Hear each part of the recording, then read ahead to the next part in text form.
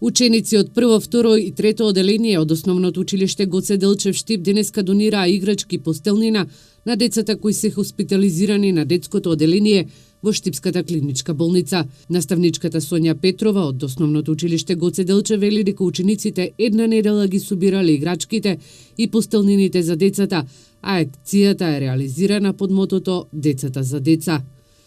Децата, значи под мотото од децата за децата, тие собраа од своите оддели, од своите играчки, перничиња, постелнини, значи за болните деца, со желба за побрзо оздравување и весел детски живот на болните дечки.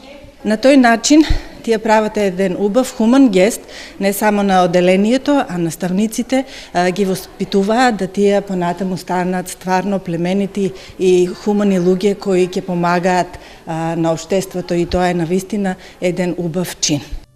Учениците кои денеска им ги подарија играчките и постелнината на децата на детското оделение велат дека сакаат децата побрзо да оздрават. Денеска ние ќе подариме играчки за болните дечиња и Што ќе им посакате побрзо да оздрават? да, овде сме да им подариме кукли, играчки и нешто од постелнини на болните деца.